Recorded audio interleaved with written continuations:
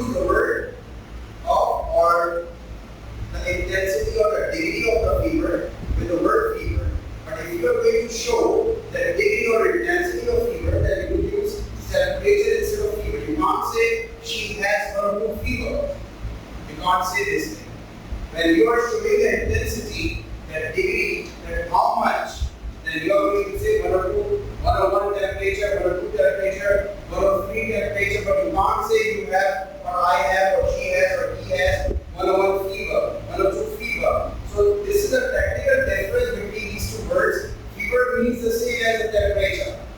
The both words are used for the bar, but we cannot use degree with the word fever, and we cannot use temperature without the degree. Yes, you can say that she has high fever. So high fever means shadid bukhar. So you can say this thing. Usse tez bukhar hai. She has high fever, but you can't say she has 101 fever, 102 fever. So word fever के साथ हम degree या intensity इस्तेमाल नहीं करते हैं कि 101 बुखार, 102 बुखार, तो उसके लिए हम वर्ड टेम्परेचर यूज करते हैं फीवर नहीं. जब भी आपको इंटेंसिटी या डिग्री बतानी होगी वो टेम्परेचर के साथ आएगी. ठीक है. और वर्ड टेम्परेचर डिग्री या इंटेंसिटी के बगैर I have temperature, right? I have high temperature, you can say, but I have temperature looks very illogical and inaccurate. So what you say? I have fever. मुझे बुखार है. मुझे एक बुखार है. I have 101 temperature. Is that fair? Let's move on to other sentences.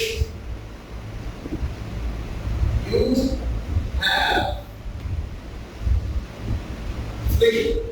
तुम्हें जुकाम है. You can say you have nausea. मछली को कहते हैं nausea. Right? I have nausea. मुझे मछली आ रही है. Right? Diarrhea. Look at the spelling of diarrhea. What is diarrhea actually? It is also called upset stomach. Diarrhea means upset stomach. When your stomach is not okay, then you say diarrhea or upset stomach. So you can use flu, nausea, diarrhea, upset stomach, or you can also use infection. This is also an illness. I have infection. Now you can specifically talk about eye infection, ear infection, chest infection. कौन है?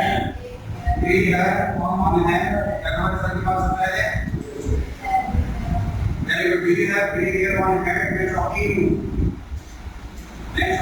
हूँ. I am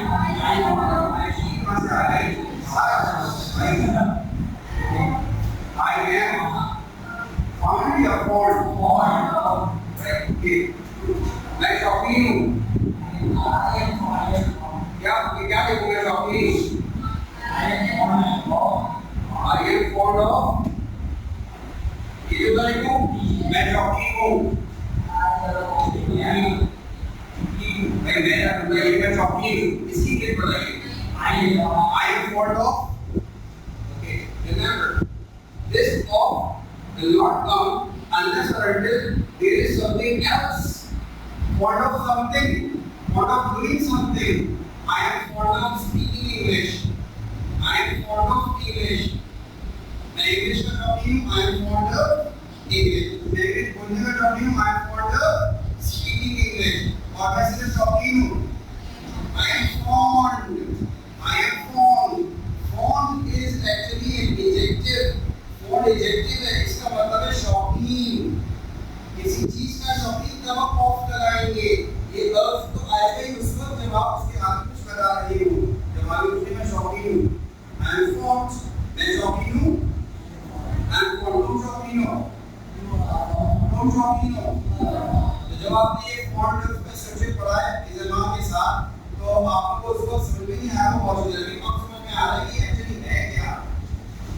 होता क्या है कि English language में there are very structured, self-made structures in English language which are taught in different institutes, in language institutes, but they are not deep down structures. They are simple sentences.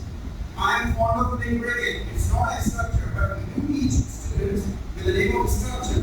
हम उसको structure के नाम से पढ़ाते हैं. Reason why because it creates some spice in the class, है ना? कुछ मजा आता है, ये बहुत स्ट्रक्चर पढ़ा है, you get some psychological happiness, satisfaction, psychologically आपको लगता है satisfaction में मिलती है कि वाह हमने स्ट्रक्चर पढ़ा, we know our structure, okay? लेकिन यहाँ पर बहुत सारे sentences ऐसे होते हैं, they are not deep down structured, they are simple sentences.